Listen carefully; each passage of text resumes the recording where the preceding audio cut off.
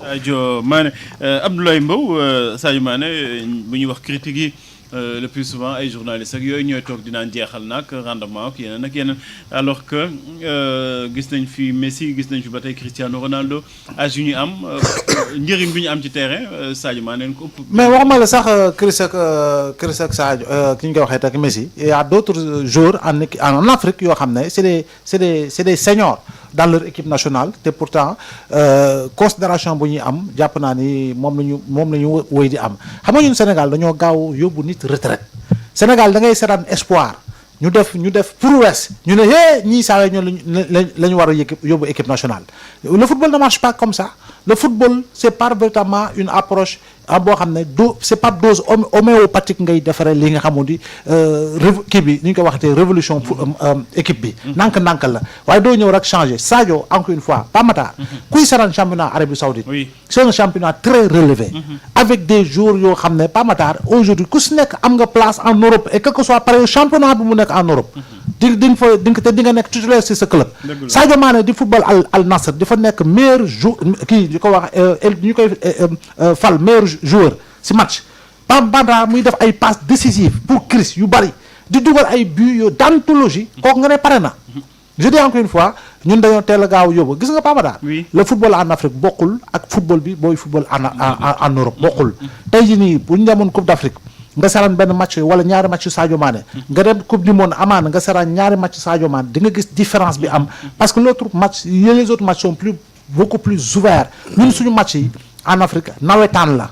Eto'o meilleur buteur Pichichi en Espagne combien de fois xoolal bu ñëwee en Afrique ñaata but la daan dugal ci Coupe d'Afrique daanaka sax des fois il rentre brodouille Drogba il a été meilleur buteur de la Premier League xoolal bu ñëwaan Côte d'Ivoire en Afrique la mu doon dugal ci but defe naa néew na donc on tient compte de tous ces aspects là on a vu ay Abedi Pelé on a vu ay George Weah même su fekkee ni avec le libéral niveau yi bokkul mais je dis encore une fois Sadio pour man dese na dara fii léegi ñuy dem Coupe d'Afrique fii léegi ñuy demaat Coupe du Monde après li ci des nag c'est à lui de prendre la décision.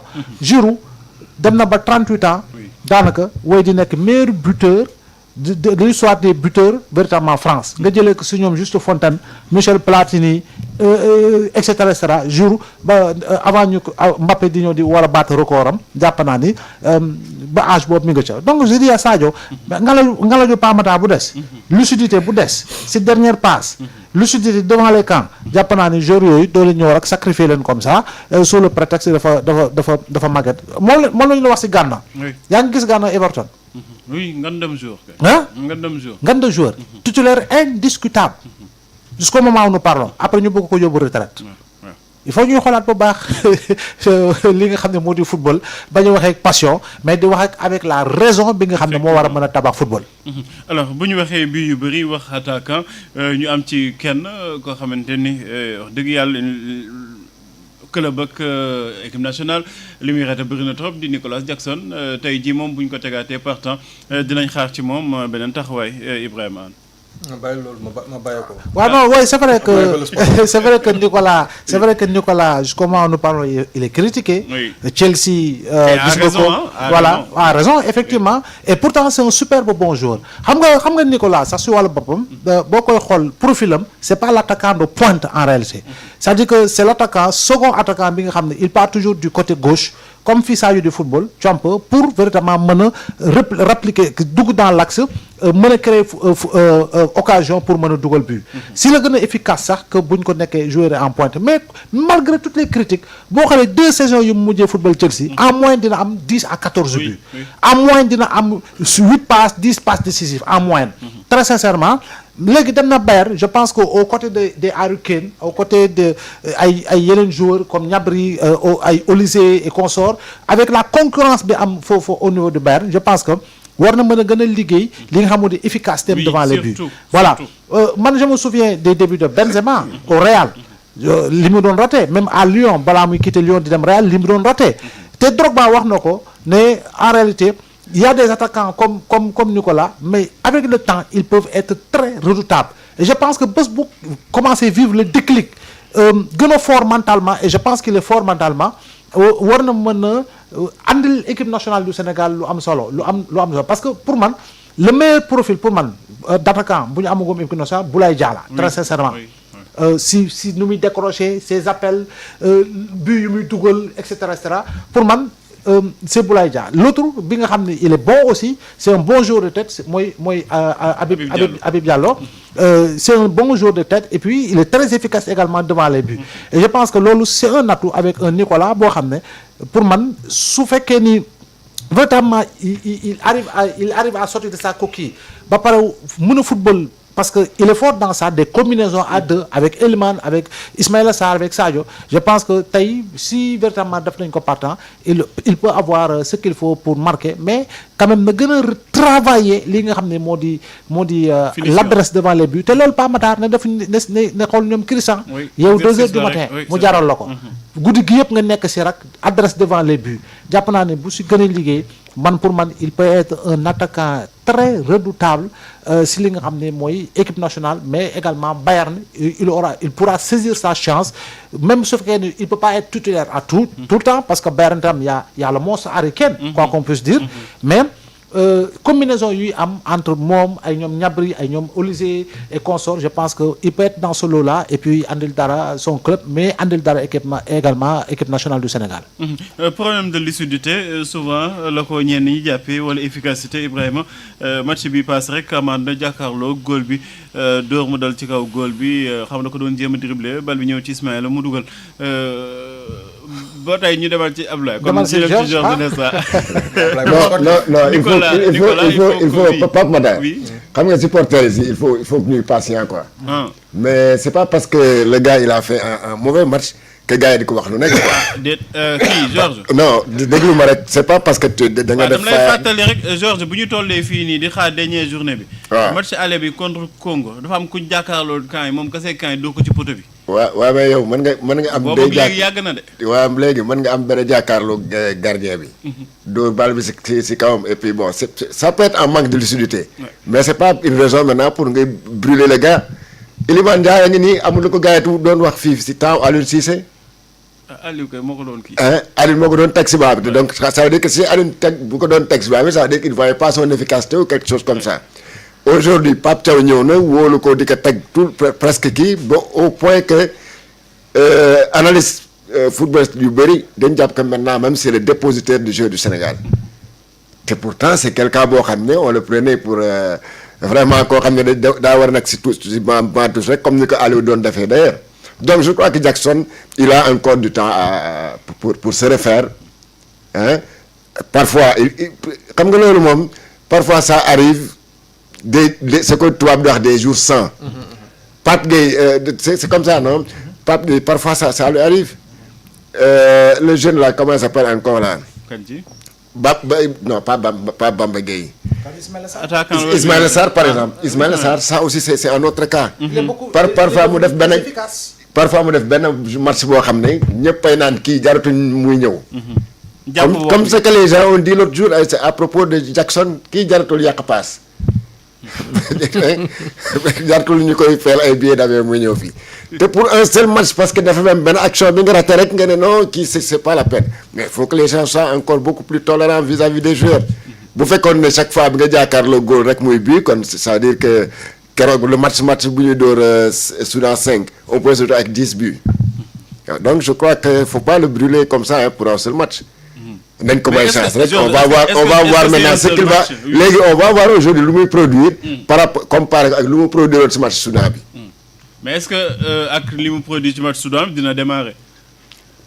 waaw mais loolu moom c'est à l'appréciation de Pape Thiaw bu jàppee ne daf ko bëggee tendre la perche mu wone vraiment sa valeur mais da koy dugal partant ba xool ce qu'il va faire contre Congo but d'attaquant. Non, il paraît qu'il sera sur le banc. Ouais, mais maintenant comme s'il est sur le banc léegi nañu xool au bout de 30 minutes mais l'entraîneur aura le temps d'avoir une autre lecture du jeu ba imaginer il est sur le banc su ma ko dugaloon qu'est-ce qu'il pourrait changer. mais le mieux aurait été de lui tendre la perche. Ah oui man c'est mon avis. Le mieux aurait été de lui tendre la perche. bii dugal na ko penalty beneen bi dugal na but. moom échelle ak perche ak lépp dañ ko tendre. mais pas madame. Jackson déjà il est jeune. oui boy la te jàpp naa ni encore une fois trajectoire bu mu am tey jii nii booy xool Chelsea. Pour man c'est un joueur qui manque énormément à Chelsea. Très sincèrement tey jii nii mi ngi Bayern c'est-à-dire que dina am marge de progression bu gën a am solo parce que tamit Bamata boo xoolee autour de Bayern nga xool lu fa nekk si ancien buteur comme ay ñoom Klinsmann et consort bon je pense que ñooñu ñëpp bu ñu liggéey ak moom Jackson war na mën a yegg si benn niveau quoi te pour man joueur la boo xam ne gëm naa ko trop parce que man gis naa ni ku mun football la te très sincèrement tey jii boo demoon ba am problème day sonal défense moom. waaw boo demoon ba am problème si côté excentré gauche. je pense que Jackson il peut être un pion essentiel si côté boobu pour andi le plus d'aplomb yaa ngi dégg au niveau de l'attaque pour pouvoir percer les défenses parce que am na technicité boobu.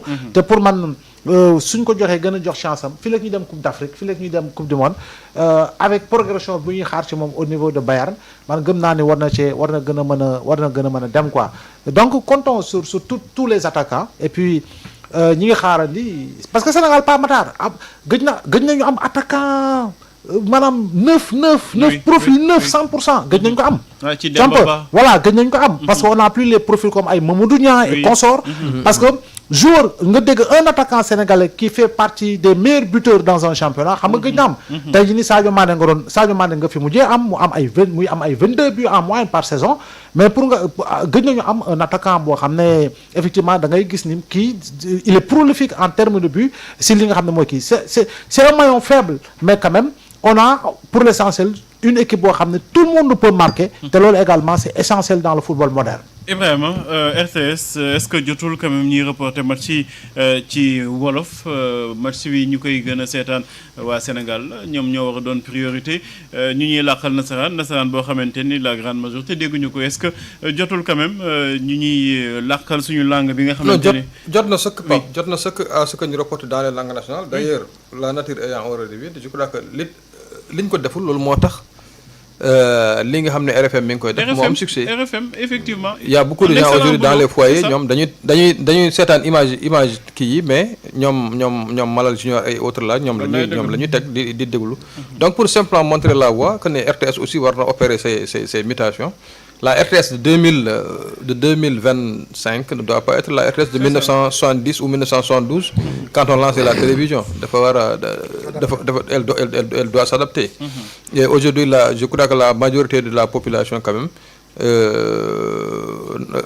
kii bi comment dire langue nationale bi surtout la langue wolof la langue la plus parlée moom la ñu gën di déglu donc RTS dafa war a loolu daf ko war a sóoraale bu baax a baax bu ko deful rek ñeneen ñi dañ koy def et la preuve yeneen rajo yaa ngi koy def avec beaucoup de succès je pense que l'archaïsme là qui consiste à dire qu'on ne peut pas faire bi ñuy viser waratu doon seen priorité là ma ne ko public international bi ñuy viser waratu doon seen priorité ah non je crois que RTS quand même la RTS elle est nationale oui, c'est ça. C'est une société nationale qui est financée par l'impôt national donc je crois pas que sa priorité puisse ou doivent être un public international donc dañuy naan le public ñoom je crois c'est le slogan non le public notre raison d'être non amoon na ay temps donc c'était ça leur slogan et le public oui il est composé en majorité de gens yoo xam ne ils comprennent pas le français ils s'expriment en langue nationale donc ñooñu aussi peut-être que je me dis que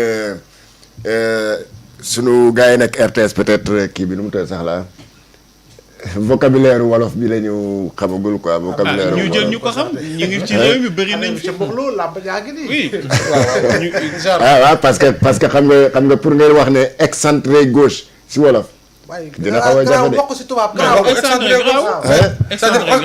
essentiel bi nga wax ko ci waaw mais bon de toute façon tout compte fait pour nga reporter un match quand même en wolof c'est pas compliqué man boo ma ko joxee séeréer du ma defar la ko nice parce que am na le public là am na yoo xam ne les expressions yoo xam ne courantes là xam nañ ko boo waxee penalty ku yàgg football xam nga ko waxee bii ku yàgg football xam nga ko bu ne ndam demul mbam dikkul xam nga match nii ngay wax donc ces expressions là les téléspectateurs peut-être nag boo nekkee ku waa nekk di bëgg wut ay excentré gauche ñu xool ni ñu koy waxee day nga am problème.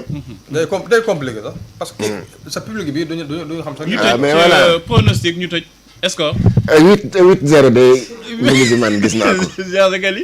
8-0 xaaral loolu handball la. 8-0 en faveur de la Mauritanie wala. du Sénégal. ah yow Ibrahima. 2-0. ah non Ñaata? yow. non mais y aura au moins 4 buts ah. Kada. baax na kon ay victoire rek lañ siy dégg.